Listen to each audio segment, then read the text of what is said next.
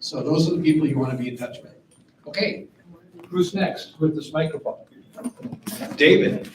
Let me introduce David Mazzocchi, who is on the Lower Downtown Neighborhood Association Board. Okay. Yeah. And if I see You anything where ruined we'll the just surprise. Welcome, everybody. Welcome to the audience and welcome to our if anything's candidates, weird, I'll text you. Chris Hines and Shannon Hoffman, and obviously to our moderator, Michael Spencer. He promised me he wasn't going to read sports tonight. So here we're here to experience democracy in action. And this particular event, just like we did the first debate, is a collaboration between Updona and the Lower Downtown Neighborhood Association. And so we hope you enjoy tonight, and we want everybody to go away informed. And now I'm going to introduce my counterpart, Lisa Pope. Lisa. Rob, you have a script. Is this on? Sorry. So anyway, I'm Lisa Pope. I'm president of the Upper Downtown Neighborhood Association. Thanks so much for attending. I see some familiar faces from last time, so thank you for coming again. I want to thank all of our volunteers who helped set this up and contacted the candidates and helped prepare questions. So I want to thank everyone there. Special thank you to the Chamber of Commerce for allowing us to use this space and assisting us with the setup. We're excited to host Chris and Shannon again. We're looking forward to the debate tonight. And David already introduced Michael, but this is Michael Spencer. He's the evening anchor at CBS Colorado, Channel 4. And we appreciate that he was able to take some time off from his busy desk job to be here this evening. So we're going to get started. Thank you. And with that, we will get started. Ladies and gentlemen, thank you so much for being here. I'd like to take a minute to introduce our candidates. The audience will have one opportunity for applause after I introduce both candidates, so please hold your applause. But if you would, please welcome Chris Hines, who is the incumbent for District 10, and Shannon Hoffman.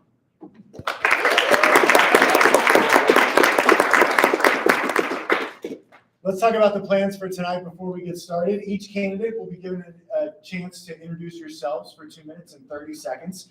We encourage you to tell us about yourselves, what you see as the top priorities that need to be addressed downtown, and why you believe that you are the best candidate to address those issues. After that, I'll ask a series of pre-prepared questions. Each candidate will have 2 minutes and 30 seconds to answer the same question. After the question has been answered by both candidates, each candidate will have the opportunity for a 1-minute rebuttal. After that, I will move to the next question. I'll alternate the order in which the candidates respond. At the end of the pre-prepared questions, you will each be allowed to ask your opponent 2 questions, alternating between the 2 of you. Again, responses will be limited to 2.5 minutes. This debate is expected to last 90 minutes, and we will not be planning a break. The audience is encouraged to leave quietly if you do need to use the restroom during the debate. At the end of the evening, each candidate will have 2.5 minutes for closing remarks as well. With that being said, let's get started. The problems that concern residents and businesses downtown as relate to Updona and Lowdona by members in several downtown businesses fall mainly into 3 categories. There are also the primary areas of emphasis for Updona and Lowdona. Those categories include homelessness, drug addiction, and mental illness, crime and its impact on safety, and downtown's economic recovery, and reopening of businesses. The questions we'll be asking reflect a desire to understand your plans to address these issues in downtown Denver. A few rules before we do get started tonight for our crowd. The audience is asked to refrain from applauding or making any verbal comments whatsoever during the debate. Please remember, we've gathered here together to hear from Shannon and Chris, and not from you. Candidates are also asked not to comment or interrupt one another.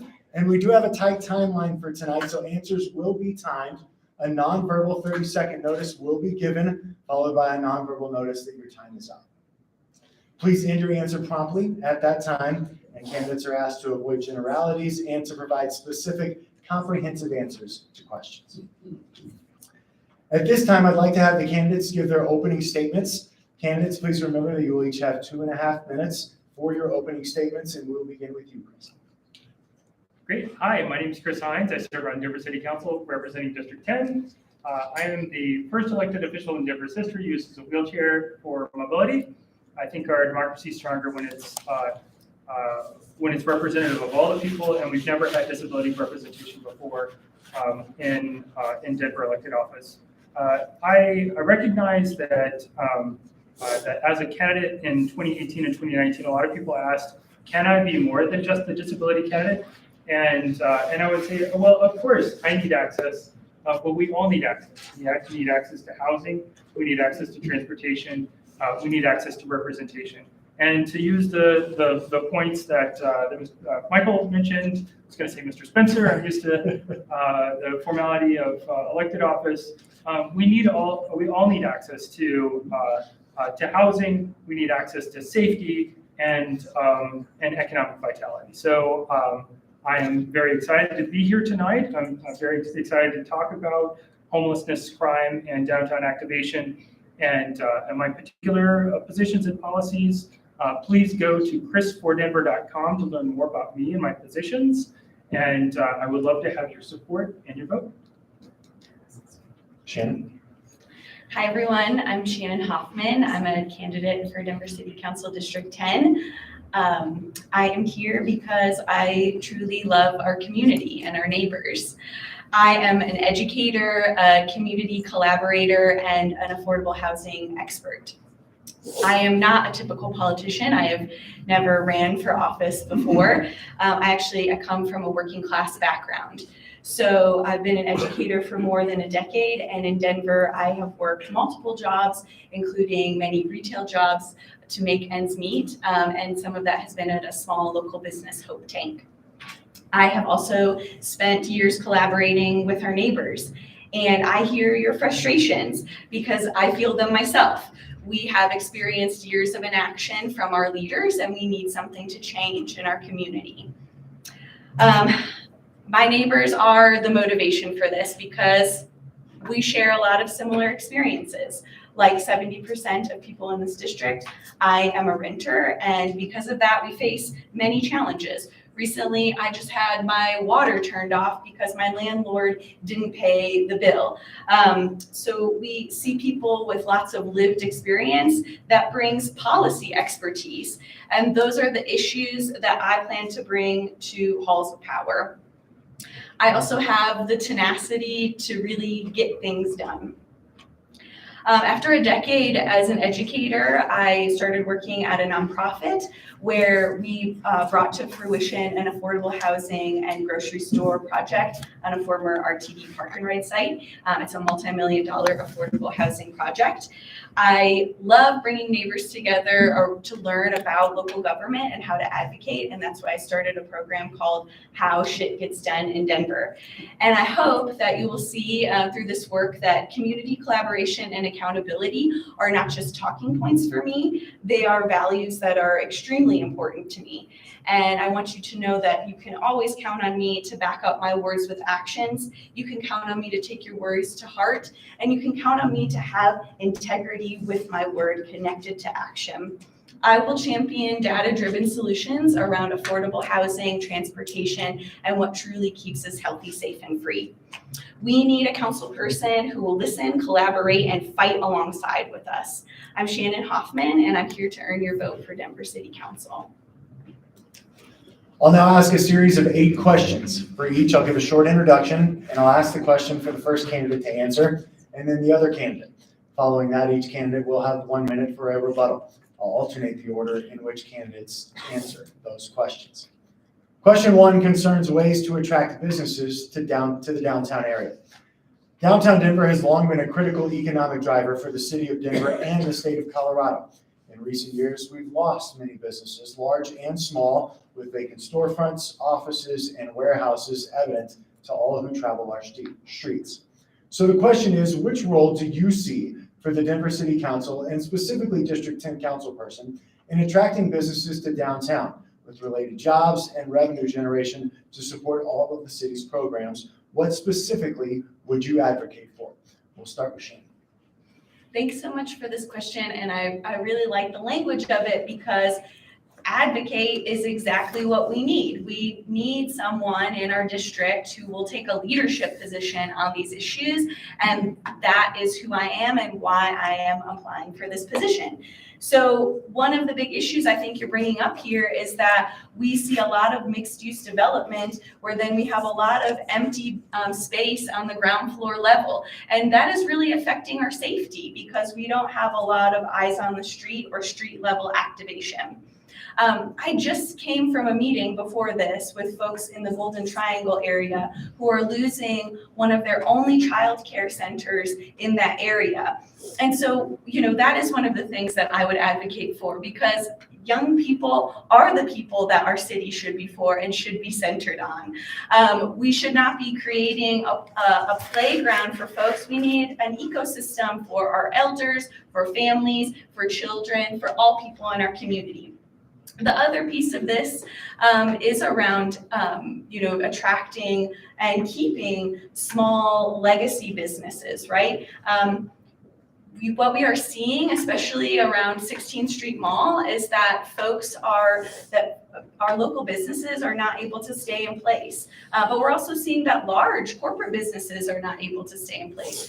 But I really believe who we need to be championing here are these small businesses. You can go to Starbucks anywhere. Why you come to Denver is to visit these unique, iconic spaces. And those spaces are also providing a third space for community members.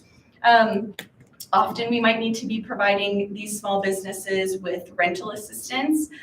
We need to be communicating with them when we're doing large projects like what we're doing on the 16th Street Mall. A lot of those businesses haven't received sufficient communication to know how to move forward. All of this is informed by my personal experiences working with small business owners and advocating alongside community members. And it's about bringing forward the vision our community has for downtown. Yeah, thank you for the question. I too am not a career politician. I have an undergraduate in computer science and MBA in finance. I set and managed the budget for a global software company for years before becoming an elected official.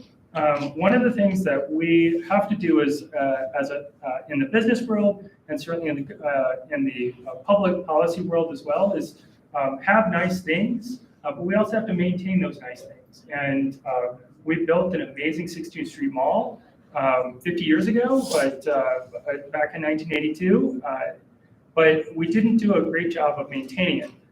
So I'm proud to say that I voted for the $160 million renovation of the 16th Street Mall and was there at the groundbreaking ceremony for the 16th Street Mall. Of course, maintenance takes time. And that's what we're in right now. So we had, unfortunately, we had COVID that created a lot of economic uncertainty downtown and created the start of the exodus of a lot of the buildings or a lot of the retail establishments downtown. But then the construction right now on the mall makes it tough for us to really keep all the businesses in the 16th Street Mall alive and vibrant. And Anthony and I were actually just talking about this right before the debate. So it's clear that this is an important topic. He mentioned we need something more than just that pop-up program, and I totally agree. But we should start with a pop-up program. The pop-up program was just a plan to incubate 5 businesses on the mall, give them a small economic incentive to go to the mall, and we learned a lot of lessons. We learned that people who've never been operated a retail storefront are not good at operating retail storefronts. So we're going to do round 2, and we're going to expand that and have more people in the round 2 program so that we can learn more lessons. By then, once round 2 is finished, the 16th Street Mall will be close to completion.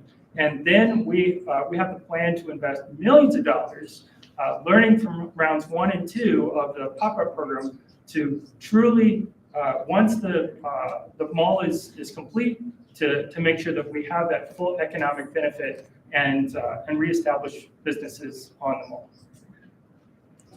You'll now each have 1 minute for a rebuttal. Shannon, we'll start with you. Thanks. I do agree that we should have nice things, and everyone deserves nice things. Poor people deserve nice things. People that are struggling to keep their businesses deserve nice things. Everyone in our community deserves access to all of the nice amenities that we have in our city. So we're talking about, the 16th Street Mall and how, yes, there's a challenge around that we're doing construction on it to try to make it nicer. But part of a council person's job is to communicate with those business owners. Another part of the job is also to advocate when we see that these pop-up programs aren't working and aren't keeping businesses in place. What are we doing after providing this entrepreneurial uplift to keep businesses here? Chris, 1 minute to you. Yeah, so I think it's great that we're learning lessons from round one of the pop-up program. That's why we're doing it round two, also a trial run of the pop-up program.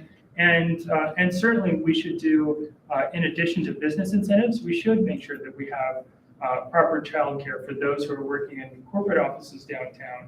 And I live 2 blocks from the childcare center that's closing. We need to make sure that parents have a way to succeed professionally, as well as make sure that our future generations are taken care of. And so we're working with not only that particular facility and the parents we're in constant communication with the parents that have been affected, because a few are Golden Triangle residents, a few are District 10 residents, but many of them work downtown. So we're doing our best to learn lessons there, just like we're learning lessons from the pop-up program to get more people access to childcare. With that, we'll move on to question 2, which is about support and staffing of the Denver Police Department. Staffing levels of the DPD have not kept pace with the increase in population. We do have slightly different questions for each of you tonight. We'll start with Chris. In your interview with the Downtown Denver Partnership, you answered yes to the question, do you support expansion of the Denver Police Department? And you voted to increase DPD funding. Could you please explain the intent of the increased funding and expansion? Yeah, so I want to be clear that we should lead with compassion. I have been a huge proponent of the STAR program, which has been I believe, very successful. I helped with the pilot. I helped fund the pilot. I helped fund the initial launch of STAR and the 2 expansions of STAR. And that is sending a paramedic and a social worker to addiction and mental health calls and keeping the police out of that entirely. But I do agree that we should have a police department. I believe that we should have a funded police department. And we want to make sure that at the end of the day, people who are victims of domestic violence or rape, I had a very difficult conversation with a constituent in Cheeseman Park today who said his girlfriend was raped by someone experiencing homelessness just in the last month. And he said, and I talked to him about leading with compassion, and he said, at this point, I don't care about compassion. We need public safety in our city. And so when I said I support the funding of the police department, we need to make sure that we can have public health, safety, and welfare. That is the city's core role. And we can't have public health, safety, and welfare without public safety. We have a couple public safety officers here in the room, and they would be the first to tell you that a lot of the public safety budget is investing in social determinants of health, like the STAR program, like the AIDS Center, the Alternative Intake Diversion Center. That's paid for out of the public safety budget. But those folks who are helping us make sure that we have a public health, safety, and welfare in our city, they're city employees too. And we need to make sure that we respect them, we lift them up, and we allow them to do the jobs that they were hired to do in our city.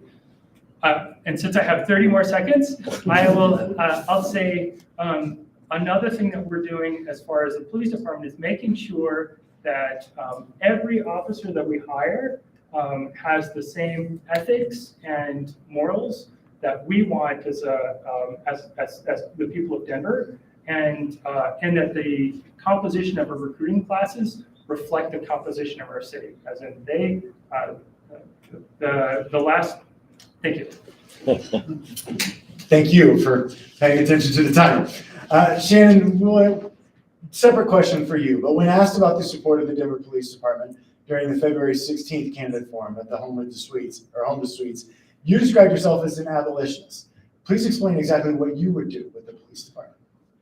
Thank you for the question, and thank you for the opportunity to educate and share what the word abolition means to me, especially as someone who has spent the majority of my career as an educator. It's extremely important. I actually, after one of these forums, got to share with someone one of my favorite books, which is called We Do This Till We Free Us by the abolitionist Miriam Kaba. As I said last time, this word might be a scary word to some folks, but I am not here to scare you, and that's not what this is about. Abolition is truly about what one of our local elected says. Abolition is about what keeps us all healthy, safe, and free, right? And so abolition is also about economic security. It is also about housing security. It is also about food security. Being an abolitionist is about looking toward the horizon of the future that I hope that maybe even I will not get to live in. But it is about planting seeds of the world that we want to live in. It makes me emotional because we should dream of a different world and we should work for it. And we should also require that our leaders think that way, that they think beyond just putting out the fires, that they think about the future that you want for your children. So what does that mean here in real time? It means that 17% of the calls that we get to Denver, to 911, are related to crime. And so that 17% should be addressed. And the rest should be addressed around the public health and safety issues that we see, right? So when we're saying that we have folks that are helping to fund STAR, that's an up or down vote, okay? That's not going to city council budget meetings and advocating that we have more money in this program. That is a simple up or down vote. And we need to advocate for what truly keeps us healthy, safe, and free, and for what is the majority of the issues in our city, which is around mental health and physical safety. Chris, your rebuttal. Yeah, so I totally agree that we should have health and safety. I think we can promote economic security while still having actual security. And as an example of economic security, when COVID hit in March of 2020, by April of 2020, I advocated for and we voted to add $2 million for rental and utility assistance for the more than 100,000 people in Denver who are SNAP recipients. 1 in 3 Denverites are recipients of Denver Human Services supports. So there are a lot of folks who are in need, and so in April I voted for another $2 million of rental and utility assistance, just as one example. In June we voted for another $2 million. In August we voted for another $4 million. So we can invest in economic assistance while still funding an actual police department. Shannon? Housing is actual security, and you know that when you are forced to live outside or you're evicted from your home. So economic security and housing security is actual security. And advocating for $2 million for rental assistance is just not enough to the scale of the problem we're talking about, especially when we're seeing that over 1,100 people were evicted from their homes this past March. What we need is a steady stream of rental assistance. What we also need is eviction defense for every single person living in our city, which Councilman Hines would not come out and support with grassroots advocates. And what we also need is to not have resources be held from people in a place like the AIDS Center where people have to be booked before they receive those services. We'll now move on to question 3, which relates to your positions on safe injection sites. Prior to the flood of fentanyl and P2P meth, Denver City Council approved what are often referred to as safe injection sites. These sites have been forbidden at the federal and state level, so Denver has not opened one. While supporters claim they prevent overdose among addicts, critics say these sites normalize drug use and encourage it rather than fighting the drug epidemic. So our question is, do you believe Denver should have one or more of these safe injection sites? Shannon, we'll start with you. Yes, I do believe that we should have a safe injection site. And I do believe that we are going to have to do some work to fight for that, as we have just missed that opportunity at the state level. But that does not preclude us from fighting for that here at the local level. There are lots of folks here in our city that are experts on this issue. They include the Harm Reduction Action Center and also Colorado Criminal Justice Reform Coalition. I have learned from those folks that safe injection sites are amazing facilities that keep people alive. And the only way that someone can ever have an opportunity to change their life, should they choose, is by staying alive. So CCJRC had the opportunity to visit one of these safe injection sites in New York City, where it's a multi-level building. People have access to mental health services. They have access to signing up for medical health care. They have access to acupuncture. What they have also found is that that there have been no overdoses in these facilities, so people are staying alive, and also they are loved by their neighbors. And we see that here in Denver with Harm Reduction Action Center. Harm Reduction Action Center got an award from Capitol Hill United Neighbors as one of the best neighborhood collaborator groups, right? When we are talking about people who use drugs, we are talking about our neighbors. We're talking about many people that you know, and you just may not know it. You may not know the kind of support that they desperately need. And when we are talking about not supporting those folks, we may not know how we are continuing to isolate them from our communities. So safe injection sites are a way to bring people closer in our community and get them the support that they need. Chris? Yeah, thanks for the question. So it's interesting that CCGRC went to New York City and learned a bit more about the safe injection site there. All of the supportive services sound just like our diversion center. So I'm a little confused as to why my colleague here is talking about not supporting the diversion center, yet is lifting up basically everything in the diversion center except for the injection site. But back to the question itself, the Harm Reduction Action Center is in District 10, and I have spent a fair amount of time in front of, or with, actually I can't get into the current Harm Reduction Action Center location. I did go into the original one, and while I am supportive of the HRAC as it is currently configured, I'm not sure I'm excited about based on the information that I have now, the idea of having a safe injection site here in our city. There's a reason why the bill that was introduced here in the state General Assembly was defeated. And that's because the people who have been doing the deep dives and the experts keep considering it and keep rejecting it at the state level. So I trust that our state counterparts did the research, and for what it's worth, when it was legalized here in the city, that was before this class took office. So I had no involvement in the legalization of safe injection sites here in the city of Denver. Shannon, you'll have 1 minute for a rebuttal. Thanks. Just because, again, this was defeated at the state level does not mean that it's not incumbent on us to do exactly what is required for our neighbors.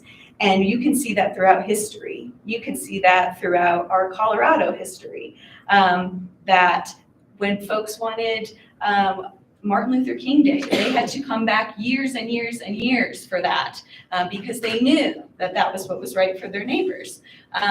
So if we have to come back over and over and over again to argue for what is right for our neighbors, I am very happy and proud to do that.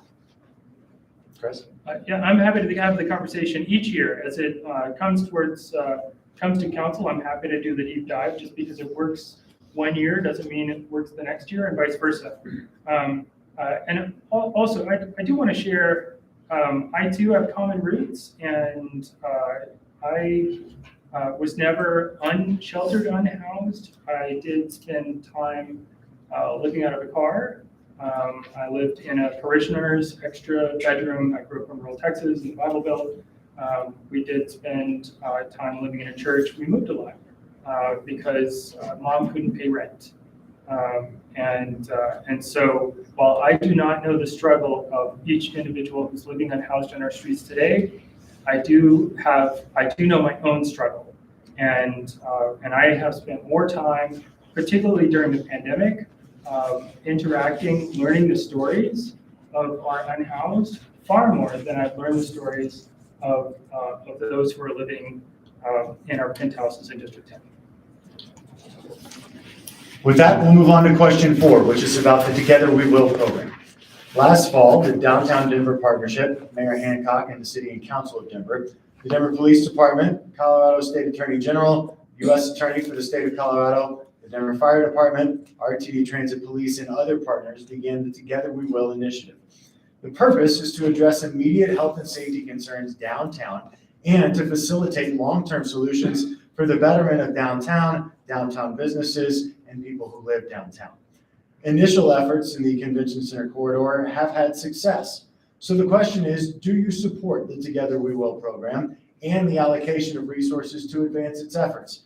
Would you like to see it expanded to other parts of the downtown area? And Chris, we'll start with you.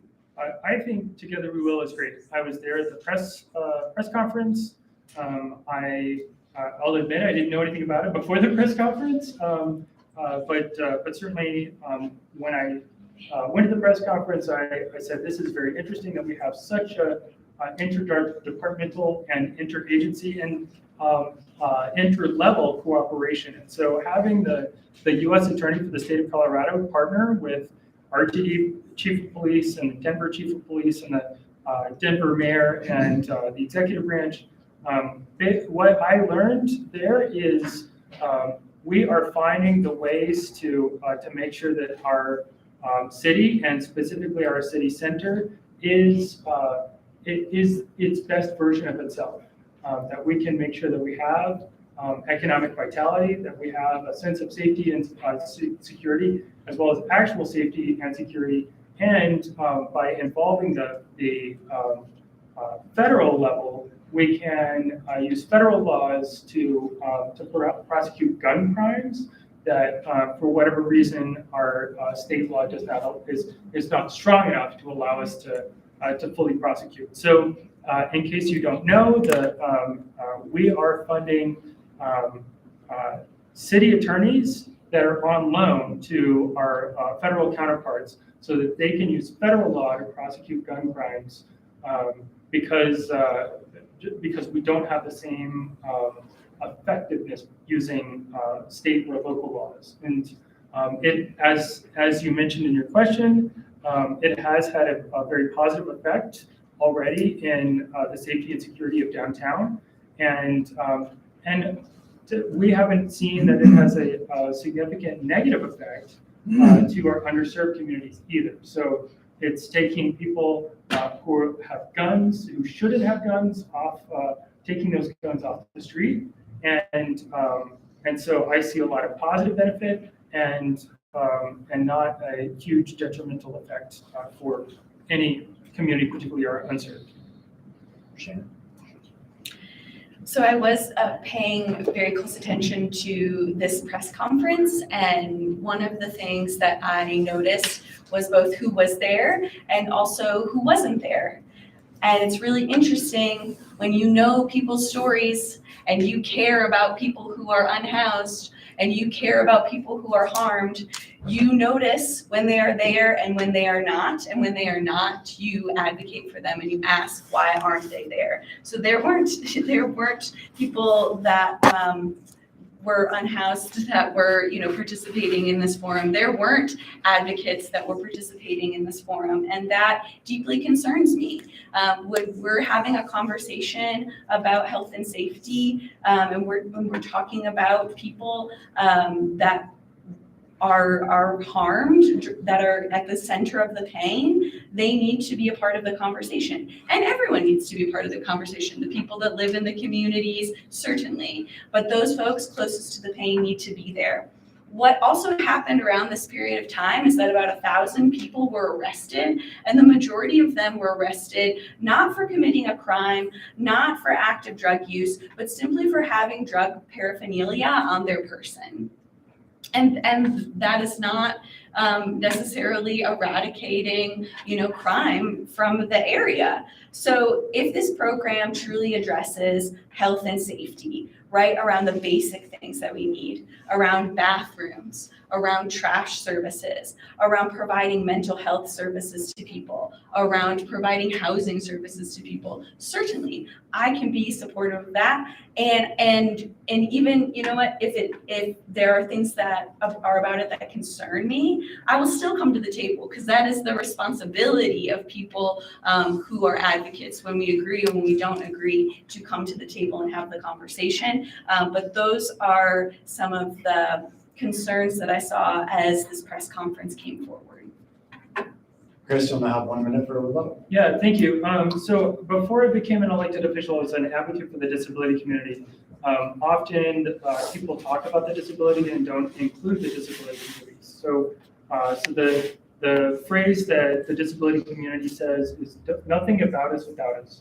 I felt very strongly about that, and everything that I do, I believe it's my obligation as an elected official to hear from as many perspectives as possible. So that is how I've held my my office. I've certainly, when I've heard that there are issues that don't involve the underserved, when I had a town hall for people experiencing homelessness, we had 700 people there in the virtual town hall. I had Stella, an unhoused a trans woman who lives right there at Maury at the time in a tent. I had her present as well, which apparently was very controversial. That's the right thing to do, is to make sure everyone is there at the table. Shannon, 1 minute. In addition to being at the table, we also have to have room for folks to also advocate, create policy, and change, situations that are harmful. We have also had folks from the disability justice community share that people in sweeps of unhoused neighbors are having their wheelchairs taken and crushed in the trash, and we have asked for advocacy from our council person, and it has not happened. We have had folks from the disability community say that people with disabilities are being barred from coming into shelters, and again, have asked for that support, and it does not happen. So we can come to the table, but when we come to the table, we have to take action. The next question is regarding mitigation of shelter impacts on surrounding communities. Shelters are an integral and necessary part of the struggle against homelessness, but they often bring with them impacts on the surrounding communities. In the case of the Aloft Hotel, significant drug use and dealing, often tied directly to Aloft residents, was reported by nearby residents and businesses. Hundreds of tents have also been seen around other shelters like the Crossroads shelter. So the question is, what would you implement to effectively minimize the negative impacts of shelters on the surrounding communities? And Shannon, we'll start with you. Thanks. I think this is a really important question, because one of the top things that a council person does is review contracts and give them an up or down vote, and also in committee have conversation about are the parameters of this contract being met. So a lot of times with shelters and with services, we are implementing contracts through the city. So I definitely think that we need council people that will advocate when we are hearing, right, that there are situations that are not going well within the shelters. And we also have to remember that often in these situations, the people who are most vulnerable, the people who are experiencing the most harm are the people who are unhoused themselves in that situation.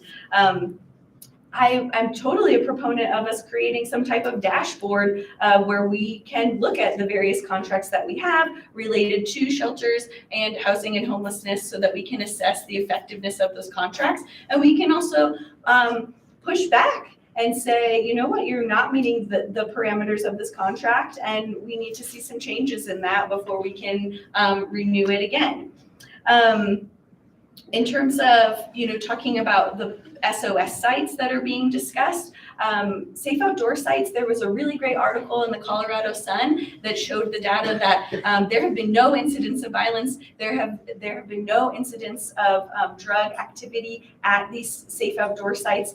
They're very safe alternative, but I also think that we need to be thinking beyond safe outdoor sites. We need to be thinking beyond shelters. It's in the title. It's an SOS. It's an emergency shelter, and it often can be an inefficient use of these housing and homelessness tax dollars because it's just providing a pass-through. We need to look at things like master leasing, where the city becomes the master leaseor and houses folks and can support them on a path to stability. Chris? Yeah, thanks for the question. The question specifically mentions the Aloft Hotel, and I know that I heard from a lot of people who are in this room and a lot of other people downtown about the Aloft. As the people who reached out to my office know about the Aloft Hotel, I did advocate. Sometimes we advocate publicly, sometimes we advocate behind the scenes. I had been advocating for the residents of the Aloft since last August. And I can document that with some of the communications that I've had with some of the people here in this room. And I'm very happy to say that one of the things that I can do to minimize the negative impacts on the residents is that we found placement for every Aloft resident as we decommissioned that particular location. So we can have nice things as in areas next to the convention center. We can also have nice things as in compassion treatment for those who are most vulnerable and most in need. And that decommissioning of the Aloft Hotel is an example of how we did both.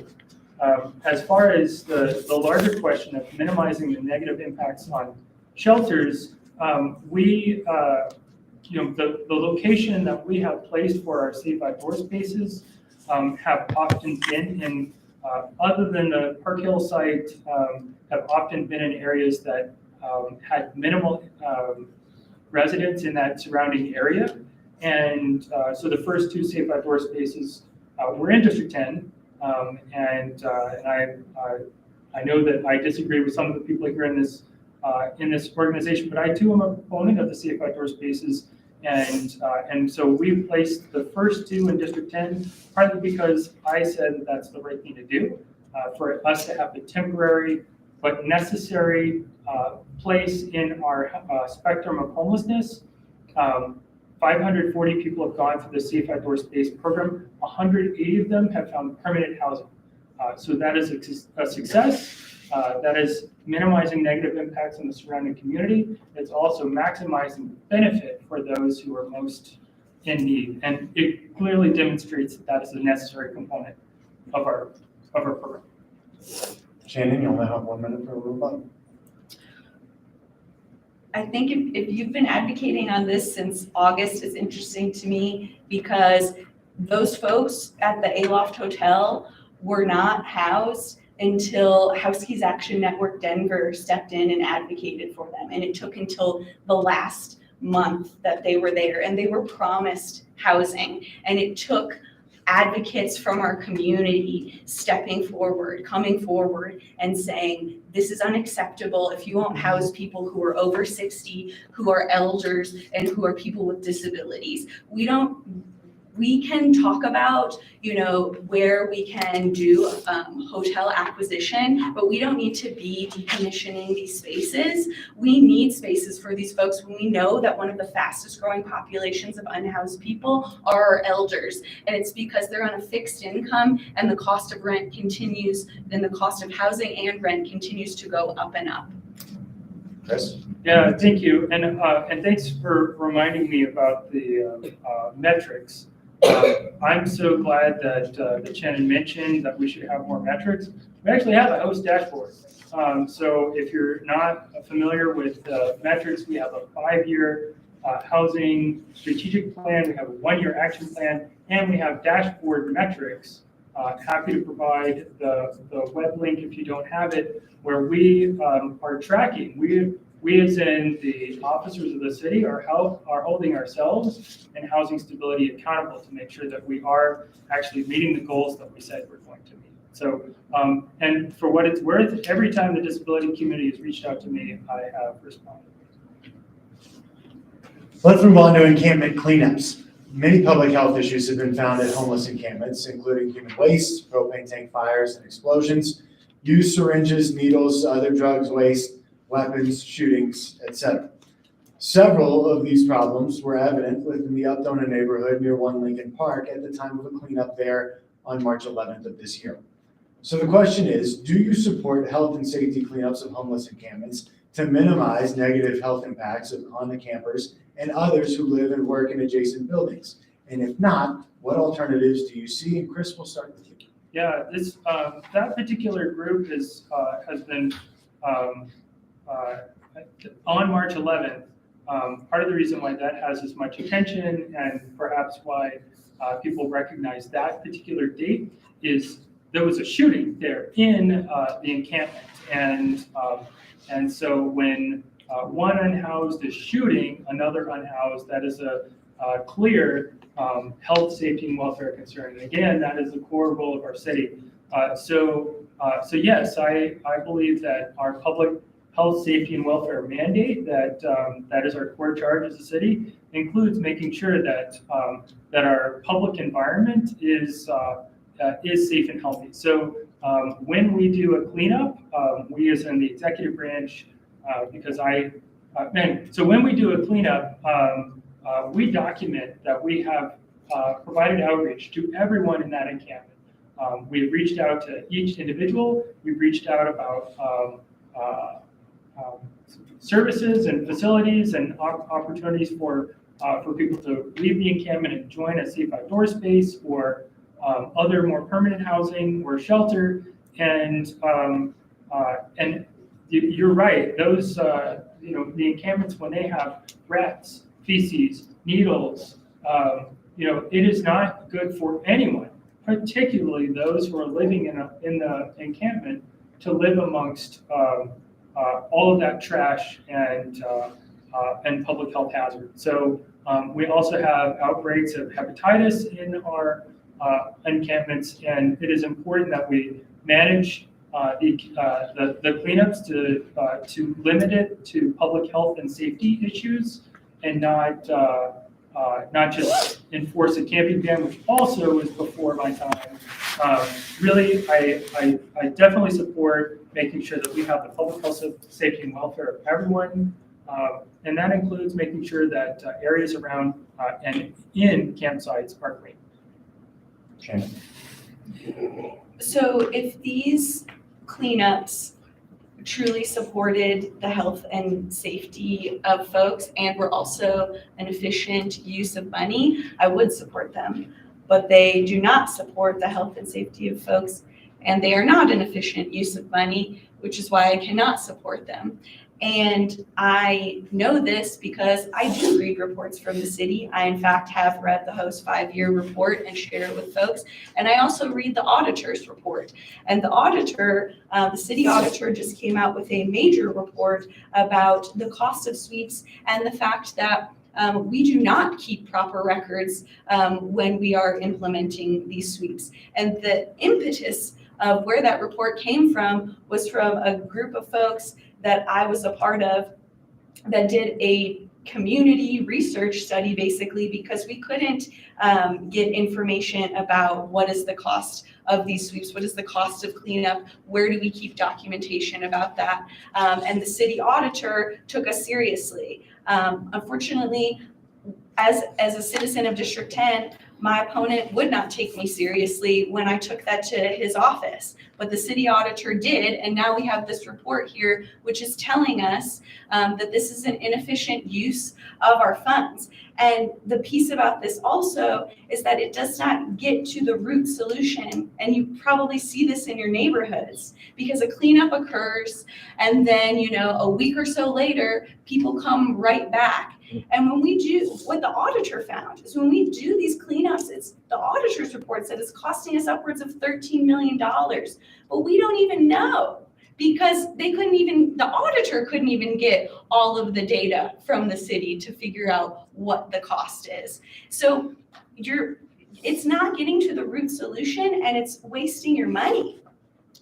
So when we're talking about what does get to the root solution, that's talking about rental assistance, that's talking about social housing, motel acquisition, apartment acquisition funds, master leasing, things that actually get people housed. That gets to the root and solves this for all of us.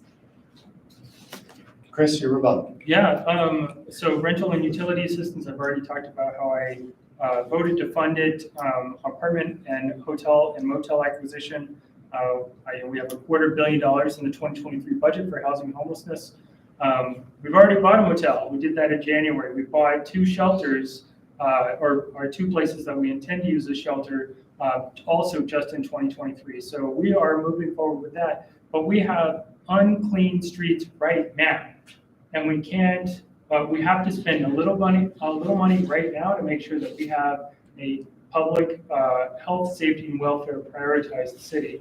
So, and the auditor's report, he actually said we're mostly compliant, but that we need a little bit of help. So I was actually pretty surprised and impressed, because I was expecting a much more damaging auditor report. So I would recommend you take a look at the executive summary, if not the detail. But the auditor said we were mostly compliant. So thank you. Shannon, 1 minute to you. I think whether we want to read the auditor's report or not, and if you just want the top lines, happy to chat with you about it. But if we want to read it or not, we know just by going outside that this issue has not been resolved, and we need leadership around this issue that meets the scale of it, okay? When we're looking at the point in time count, we're talking about 1,000 people in one night that are being found as unhoused. But when we're looking at the report from Metro Denver Homeless Initiative, we're seeing that almost 30,000 people are going in and out of homelessness every single year. We cannot just do this one motel by one motel.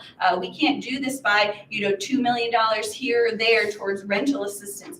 This is a huge crisis, and we have to address it at the scale of the problem. Let's move on to question 7. It relates to your constituent outreach. City council members each represent a large group of citizens with different interests and concerns. The councilperson's communication with his or her constituents is the primary way many constituents interact with city government. We have different questions for each of you on this topic. Shannon, we'll start with you. After interviews with candidates, the Downtown Denver Partnership published results on its website. Instead of a summary of your position, there's a message that says this candidate did not complete an interview with the Downtown Denver Partnership's Municipal Election Task Force. So the question is, how does your non-participation with DDP reflect your degree of interest in downtown, its residents, and its businesses? Thank you for the question, and thanks for the opportunity to address this. The truth of the matter is that at that time, my grandmother had actually passed away, and she was someone that I was really close with. My family actually lived with my grandparents for a period of time when I was growing up. We've postponed my grandmother's funeral to the end of our campaign. it's not an excuse, it was just very challenging. We're candidates and we're human beings, and some things are really challenging. However, that does not preclude that any kind of communication or interaction with folks. I have really welcomed the opportunity to come to these forums. There is going to be a forum with Downtown Denver Partnership that I plan to be at and participate in person.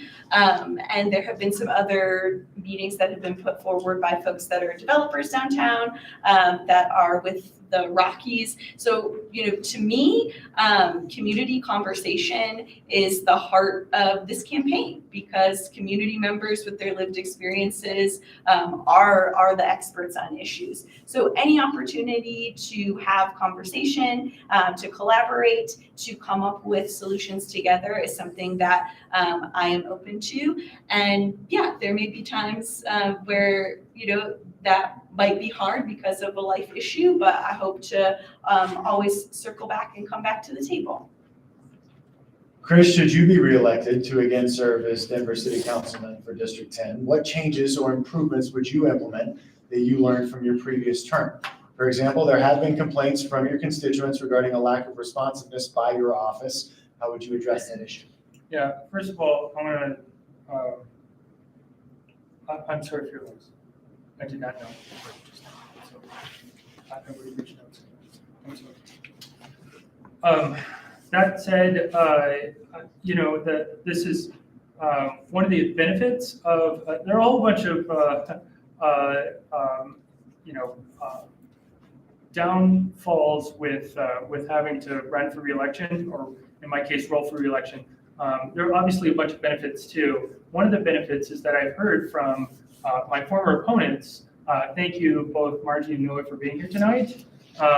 I did learn from both of them the feedback that that people said that my office and I were not as responsive as we could be. And to be totally transparent, I did not know until I heard the feedback from both of them. So I want to thank them for being honest and open, and so I would say this has been an interesting term for everyone. When COVID hit, we all had to scramble. We had a reduction in budget. I had to lay off a staff member, and government doesn't move quickly, but we had to figure out how to operate entirely virtually when government, from the beginning of time until March of 2020, had to operate entirely in person. That's just one thing that we had to figure out. But since then, I think we've embraced more of the constituent services. A lot of the complaints that I've heard are from COVID time, 2020 and 2021. If you have experience, I would put this out to anyone now in the audience or on tape. If you've experienced any sort of issues with responsiveness, I would encourage you to try again. Also, for what it's worth, we have offers out for 2 aides that, assuming I get reelected, they will start within a month after the reelection. So they want to wait to make sure I'm reelected before they start, but I already have 2 offers out, and we're also embracing technology to make sure that we track all of our constituent interactions. Shannon, you'll now have 1 minute for a rebuttal. Thank you. I do want to say, though, that I think it's hard to understand that you could not know that you weren't doing significant outreach. That's one of the primary roles of this job. And in fact, that was something that I wanted. I reached out to this office because I wanted to participate in an advisory board group that you were putting together, but then did not come to fruition because of a lot of overturn in your office as well. So I do think that it is a concern, because this is, in addition to making laws, changing laws, approving the budget, being a community advocate and organizer is one of the most important pieces of this job. Chris, we'll now have 1 minute. Yeah, so I own my my mistakes. We learned from those mistakes. We both have reasons why we haven't been responsive and in certain situations. I am also in the next 3 weeks putting together 4 different town halls for different areas of District 10. This is an area that is not in the current District 10, so I have not extended invitations to you. But we have, as an example, a town hall about scooter safety. We've invited the folks in Uptown and Golden Triangle to participate.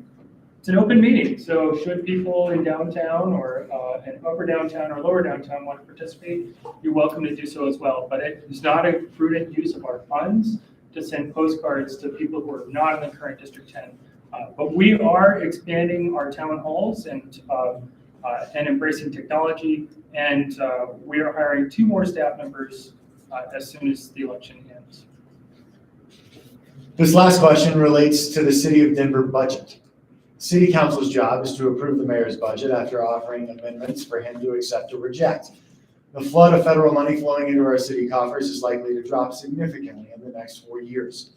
The question is, if revenue shortfalls soon force a city budget cut of, say, 15%, which areas would you advise the next mayor to cut first and most deeply? Chris, we'll start with you. So I'll start with the things that I don't think we should cut, and that's downtown. And I think both of our mayors have already committed to the economic revitalization of our downtown. And so that is an example, mayoral candidates. If only they could both be mayor, but we get to pick one. So both of our mayoral candidates have committed to the economic revitalization of downtown, and I agree with them. Of course, I'm biased because I live downtown and represent downtown, but that is, I think we learned in 2020 the pitfalls and frankly the economic development implications of not focusing on downtown. But as far as the things that we should consider, that's a great question. I hadn't really thought about what sort of things we would cut. I think that I care a lot about making sure that we break Denver's dependence on cars and that we enhance the pedestrian and cyclist experience. And so I think that one of the things that we could spend less on are widening lanes. Like there's a conversation right now about spending $500 million to widen Pena. And if we're going to spend money to encourage people to get to the airport, I would much rather expand the A-line or expand other non-car transit options. And but if we had to cut $500 million, I would say let's not expand Pena and not spend that money on multimodal transit. Shannon? So I think community involvement in the city budget is extremely important, and that's where I would begin when thinking about this question. And that's also one of the reasons why in the program that I talked about, how shit gets done in Denver, we had a whole series around the city budget, and we went to bars and coffee shops, and we had community members actually look through the budget booklets that council members get and to get input from them about what are your priorities. That's a piece of what we saw with the participatory budgeting project in our city that was a pilot, and I was able to participate in that. And one of the ideas that came out of an event that I put on was to have a safe route to school near Maury Middle School. And so community ideas about where we should be spending our money is really, I think, where we should be starting. Then we can also start looking at the places where, are we having some inefficiencies with departments? For instance, we have a Department of Storytelling. Very interesting, but in times of economic, downturn, is that the place where we need to be prioritizing our dollars? So where do we need to be prioritizing our dollars? most especially on housing. That is one of the biggest crises in our city. We need to prioritize our dollars towards what truly keeps us healthy and safe. Supporting programs like STAR, supporting additional funding for mental health support for people. And we also, especially in times when we need to be prudent, need to do audits of our funding. So we have streams of tax dollars for housing and homelessness, for parks, and it is important for us to be auditing where are those dollars going, are we having an efficient use of those dollars, and how can we prioritize them toward our greatest needs in our city. Chris, you'll now have 1 minute for a rebuttal. Yeah, Shannon and I agree. The Office of Storytelling is our current mayor's pet project. It can go away. So great idea. As far as the East Central Area, so as far as community engagement, East Central Area Plan was a program that didn't affect downtown, but does affect 4 neighborhoods in District 10. And there were concerns about lack of community involvement and engagement. And so I tasked one of my staff members full-time to do train-the-trainer programs and make sure that we had additional engagement for the East Central Area Plan. As a result, we got as many engagement data points as the Blueprint program, which is a citywide program. So I agree, we definitely need to engage the community. And I'm very proud to say that in the participatory budgeting program, the program that got the most funding was right here in District 10. Shannon, 1 minute to you. I think when we're talking about these programs that get a lot of support around East Central Area Plan, around participatory budgeting, that's often because community members came forward and got involved. Community members pushed and said, we also need language justice around these meetings with East Central Area Plan. Community members who weren't paid, ran these participatory budgeting meetings, and we need to acknowledge those folks and their work. This concludes the pre-prepared question program, or portion of the program. Now each candidate will be afforded the opportunity to ask their opponent 2 questions. The normal 2.5 half minutes will be allowed for each answer. The order will be as follows. Chris will ask his first question of Shannon, who will provide her answer. Shannon will pose her first question to Chris, and then we will reverse the order. Shannon will ask Chris her second question, and Chris will ask Shannon his second question. So Chris, if you would please ask your first question to Shannon. Sure. This was already kind of touched on, but the number 1 priority of City Council is to ensure public health, safety, and welfare. At several different public forums, you clearly and proudly stated that you want to abolish, as in completely eliminate the police. Only after I bring it up. Your website does not mention police abolition, and it offers no explicit plan for public safety at all. Do you not have a fully fleshed out plan for public safety, or do you just not want voters to know your plan? Thanks for the opportunity to speak more about this. Yes, you have brought this up at every single one of the debates and forums we've had, and you have misrepresented my position on this, as I was able to articulate earlier. And I, have the integrity to say what I think and what I support. I do believe that we should be working toward a future horizon where we are all healthy, safe, and free, where we are all housed, where we have enough food to eat, where we can get around safely from place to place. And as I said, 17% of our calls in the city of Denver relate to crime, and that needs to be addressed. And the rest of the calls need to relate to people's physical safety, mental health, and that's where we need to prioritize those dollars. I'm not ashamed of that, and I'm not ashamed of advocating for people's needs and for people made poor. Those are the people that I come from, and that is my intention, is to advocate for them. And there's so there's nothing to be ashamed about in that, and so it's confusing to me that you continue to bring it up. Shannon will now ask you for your first question for Chris. Sure. This was also touched on a bit tonight, but the part of District 10 we are in tonight is a new area, but people in parts of District 10 who were there before redistricting and remain have voiced concerns that you are not responsive to constituent concerns, that you don't listen, and you lack urgency in addressing the most crucial issues in our community, first among them affordable housing and homelessness.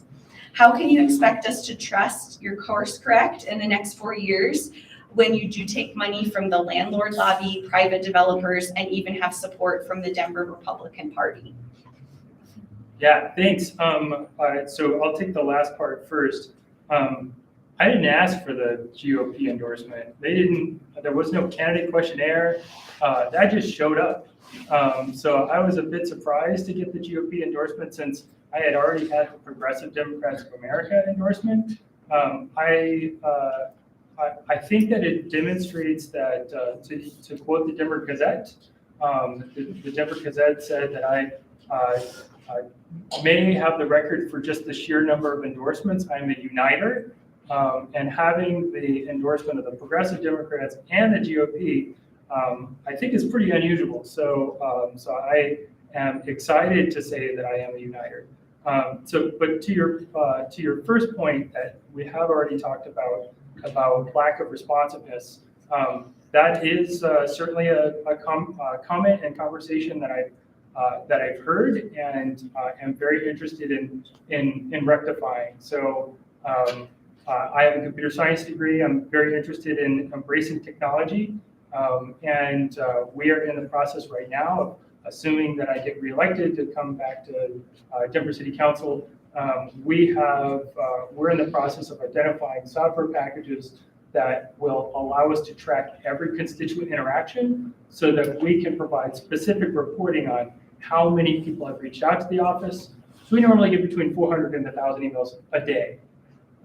And so being able to tell that, explain that we do get a huge volume of requests is important, but even more important is to make sure that we are responsive. And so we've heard the concerns. All of the research that we've done, the concerns have been from a couple of years ago, from right at the beginning of the pandemic. And so I would once again invite people who have felt like they were not heard in the past, please do reach out again. The office currently believes that, because we've had multiple conversations in the last few weeks, because of comments from Noah and Margie and others, and we believe that we are responsive and have been in 2023. So if you disagree, please let us know. I'd love to have that conversation. Shannon, please go ahead and ask your second question. Thanks. Both renters and homeowners are seeing astronomical increases in our rent and property taxes. You did nothing to address these problems when we saw them coming before they became full-blown crises. And you take credit for the work and success of community advocates and your colleagues like Eviction Defense, which was led by grassroots groups No Eviction Without Representation and council members Sedabaka and Sawyer. You lack meaningful or urgent support for the housing crisis solutions that advocates have been asking from you for years. How do you answer for this inaction and oftentimes obstruction of these important bills? I disagree that there's obstruction. I guess inaction is a matter of opinion, but I would say, while I did not work with, I was not the prime sponsor as Councilmember Sawyer was.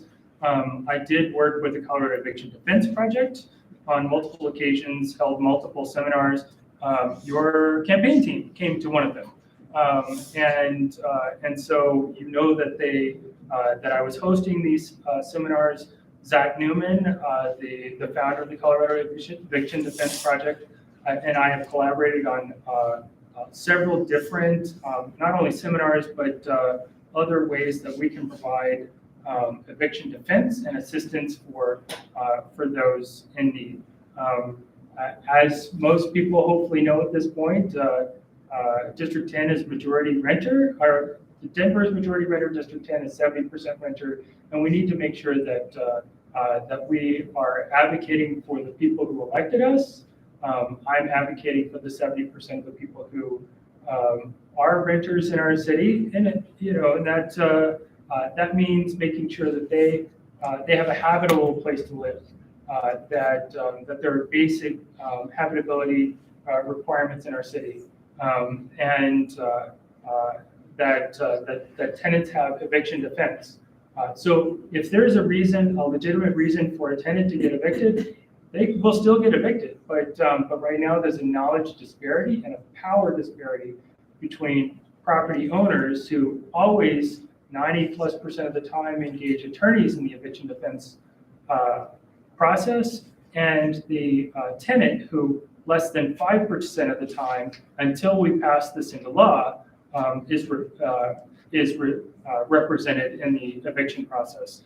We passed it into law, and anyone who is 80% of the area median income or below gets free legal help with eviction defense.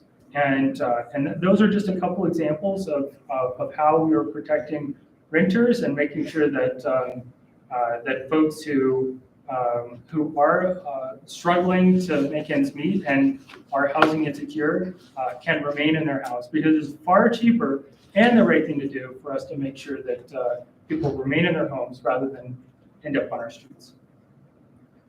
Chris, will now ask you to please ask your second question to Shannon. All right, Shannon, you often throw out the idea of social housing to solve the housing crisis. Let's just say there is a path forward for social housing, as in we're disagreeing on whether it is legal for the city to provide social housing. But let's say there is a path forward, and organizing the city resources, employees, builders, and planners will take time. Could take years, maybe even a decade, for the only infrastructure to be in place to move forward with social housing. In the meantime, what is your plan to address the housing crisis right now? Thanks for the question. Yes, social housing is one of many levers that we should be pulling in order to address our housing crisis. And so just to briefly describe social housing before talking about the other levers, social housing is what is municipal owned housing where people do not pay more than 30% of their income on rent, because that is the definition of what affordable housing is. We have had folks that have worked on our campaign team that are lawyers and have spoken with folks at the state level that find this to be a viable option. We also know that through Prop 123 that recently passed, that we can get money that comes from the state level directly to the municipality. And of course, we have Denver Housing Authority, so it's not totally unfeasible that we just don't look at totally reimagining Denver Housing Authority, making it have folks that are appointed by city council members that have some accountability there, and also where we put public or city dollars into Denver Housing Authority instead of simply relying and waiting on federal funds that do not come.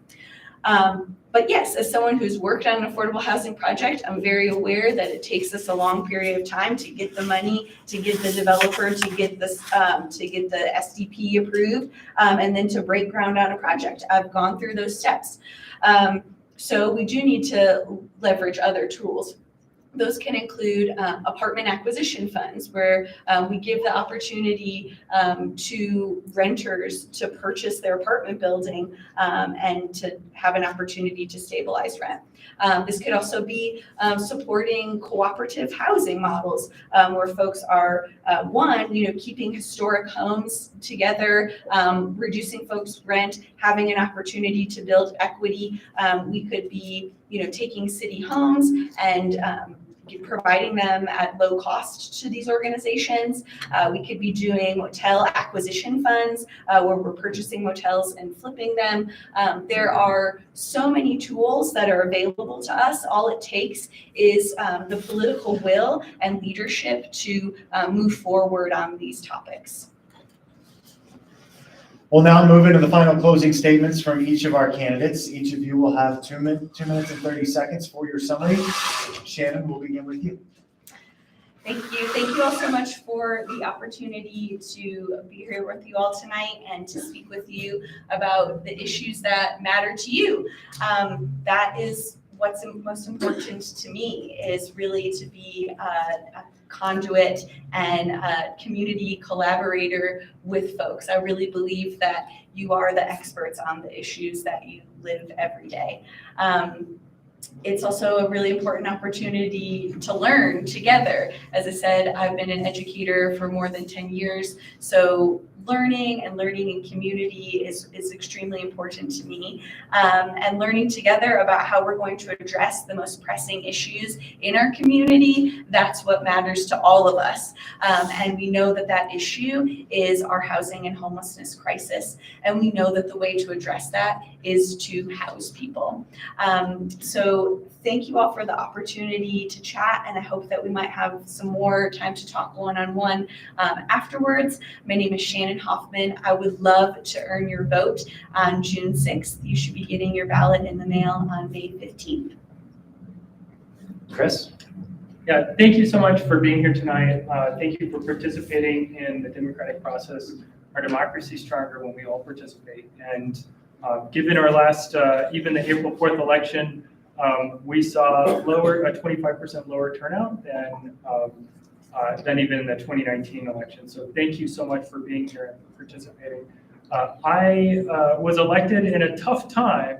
COVID struck right after I was inaugurated, and this has been a really difficult time for our city, our country, and frankly our planet. COVID didn't limit itself to even the United States. I'm really excited. We're at an inflection point here in our city, but I'm really excited for the next 4 years of our city. I have forged the relationships of the last 4 years with city staff, with influencers in the city, with neighbors and neighborhood organizations. Here we are establishing relationships with new areas that will be part of the new District 10, and I'm very happy to. I would love to be your council member for the next 4 years. I would love to be there. I was there for the groundbreaking of the 16th Street Mall. I would love to be there for the ribbon cutting. I would love to be there to be part of that economic infusion, the millions of dollars that we rightfully should be providing for economic incentives for businesses to return to the 16th Street Mall. An activated 16th Street Mall is great for business, it's great for community, it's great for safety, and so I feel honored being a small, a kid from a small town in rural Texas to serve on council in the largest city in our in the state of Colorado, and I'm very excited about the options, the possibilities that we have here in our city of Denver. The inflection point is, do we need a police department? I think the answer is yes. If you think the answer is yes, I would love to have your vote. My name is Chris Hines. Serve on Denver City Council now. I would love to return for another 4 years. You can go to chrisfordenver.com. And obviously, you can also reach out to my office. I'm here and available for you. Ladies and gentlemen, this concludes our candidate debate for Denver's City Council District 10. Ballots will be mailed out on May 15th.